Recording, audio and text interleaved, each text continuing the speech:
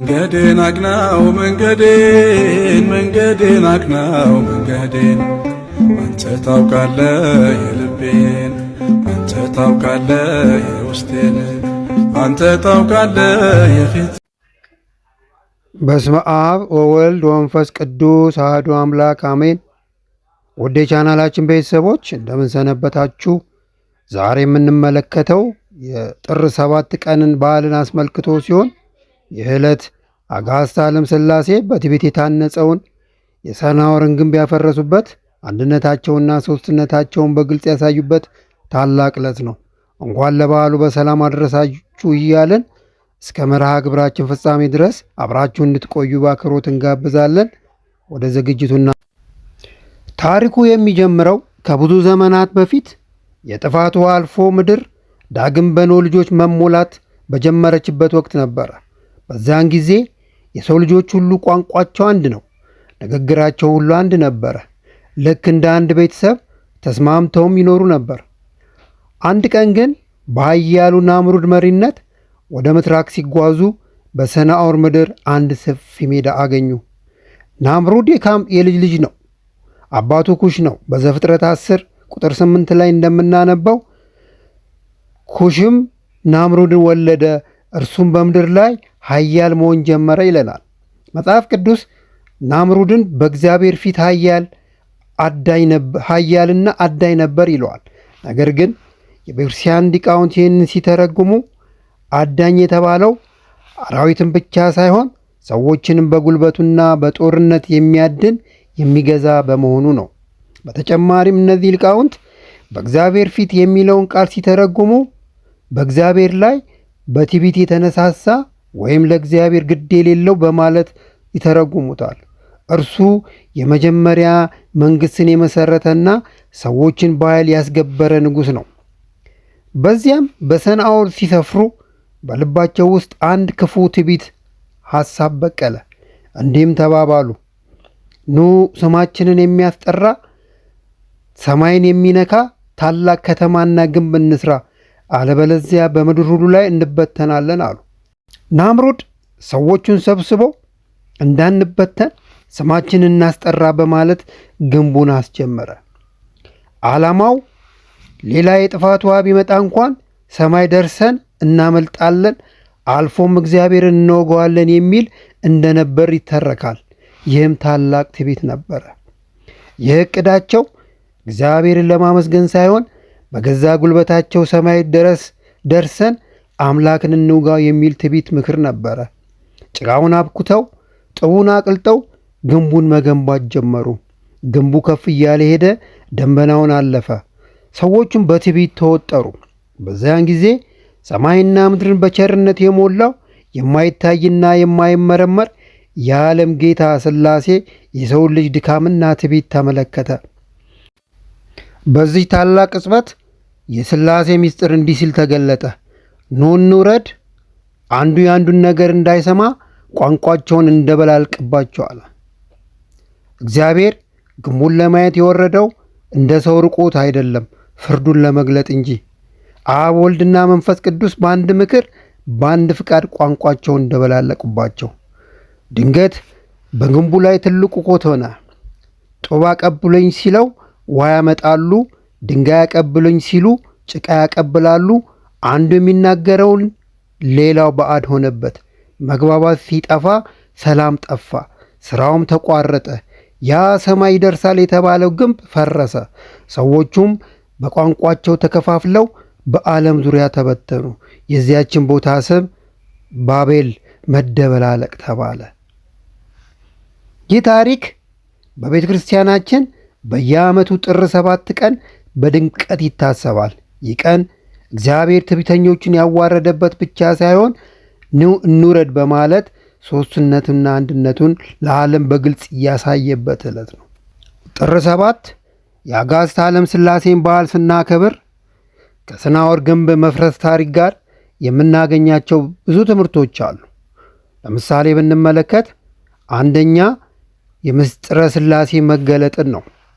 በዘፍጥረት ምዕራፍ 11 ቁጥር 7 ላይ እግዚአብሔር ኑ እንውረድ፣ አንዱ የአንዱን ነገር እንዳይሰማ ቋንቋቸውን በዚያ እንደበላልቀው ማለቱ የሥላሴን አንድነቱንና ሦስትነቱን ነው። ኑ እንውረድ የሚለው ቃል በብዙ ቁጥር መነገሩ ሥላሴ በአካል ሦስት መሆናቸውን ነው። አብ፣ ወልድ፣ መንፈስ ቅዱስን ያረጋግጥልናል።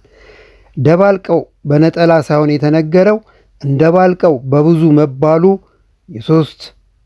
ሦስቱም አካላት የሥራና የፍቃድ አንድነትን ያሳያል። ይህ በጥር 7 ቀን የሚከበረው የአጋዕዝተ ዓለም ሥላሴ በዓል መሠረት ነው። ሁለተኛ የምንማረው ትምህርት ትዕቢት ውድቀትን እንደሚያመጣ ነው። የሰናዖር ሰዎች ግንቡን ለመስራት የተነሱበት ስማቸውን ለማስጠራት በሚል የትዕቢት መንፈስ እንጂ እግዚአብሔርን ለማክበር አልነበረም። ይህም ትዕቢት ለውድቀት እንደሚዳርግ ያስተምረናል። ሰው በራሱ ዕውቀትና ጉልበት ብቻ ተመክቶ እግዚአብሔርን መርሳት እንደሌለበትና ሁልጊዜም በትሕትና መመላለስ እንዳለበት ያስተምረናል። በአንደኛ ጴጥሮስ ምዕራፍ 5 ቁጥር 5 ላይ እግዚአብሔር ትዕቢተኞቹን ይቃወማል፣ ለትሑታን ግን ጸጋን ይስጣል ተብሎ እንደተጻፈው በትሕትና የምንሠራውን ሥራ እግዚአብሔር በማስፈቀድና በትሕትና መሆን እንዳለበት ያስገነዝበናል። ከእግዚአብሔር በላይ ለመሆን ወይም ያለ እግዚአብሔር ረዳትነት ስም ለማትረፍ መሞከር መጨረሻው ውድቀት መሆኑን እንማርበታለን። መጽሐፍ ቅዱስ ትዕቢት ውድቀትን ይቀድማል እንደሚል የሰው ልጅ በራሱ ጉልበት ብቻ ለመመካት ሲሞክር ሥራው ሳይሳካ ይቀርለታል። የሰናዖር ሰዎች ስም እናውጣ ብለው በራሳቸው ስም ለመክበር ሲሞክሩ ተበተኑ። እኛም በሕይወታችን የምናገኘው ስኬት ከእግዚአብሔር የተሰጠን መሆኑን አውቀን በትሕትና ልንመላለስ እንደሚገባ ያስተምረናል። ያለ እግዚአብሔር የሚታነጽ ማንኛውን ግንብ አይጸናም። ሕይወታችን፣ ትዳራችን፣ ሥራችንና ትምህርታችን በሥላሴ ረዳትነት ካልመሠረት ነው እንደ ሰናዖር ግንብ ፈራሽ መሆኑን ያስተምረናል። በሥላሴ ፈቃድ የታነጸ ግን ግንብ ለዘላለም ጸንቶ ይኖራል። የሰናዖር ሰዎች ሰማይ ለመድረስ ቢመኙም እግዚአብሔር ግን የእነርሱን ሥራ ዝቅ ብሎ በማየት ወረደ። ይህ የሚያሳየው የሰው ልጅ የፈለገውን ያህል ቴክኖሎጂ ወይም ሥልጣን ከፍታ ላይ ቢደርስም እግዚአብሔር ግን ሁልጊዜም ከሁሉ በላይ መሆኑንና በታሪክ ላይ ሥልጣን እንዳለው ያሳየናል።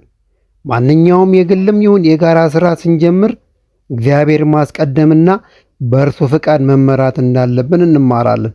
እግዚአብሔር ቤትን ካልሰራ ሰራተኞች በከንቱ ይደክማሉ ተብሎ በመዝሙረ ዳዊት ምዕራፍ 26 ላይ እንደተጠቀሰው እግዚአብሔር ሊሰራልን ይገባል።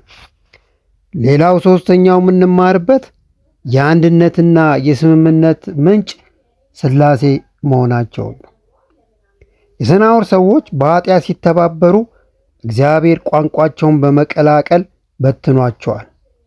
እግዚአብሔር ግንቡን ያፈረሰው በኃይል አይደለም። ለምሳሌ መብረቅን በመጠቀም አይደለም፣ በንፋስ አይደለም።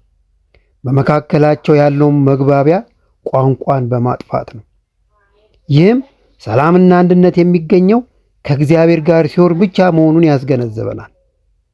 ያለ እግዚአብሔር የሚደረግ አንድነት ዘላቂነት እንደሌለው ያሳየናል። እውነተኛ አንድነት የሚገኘው በሥላሴ ፍቅርና ፍቃድ ውስጥ ሲኮን ብቻ ነው።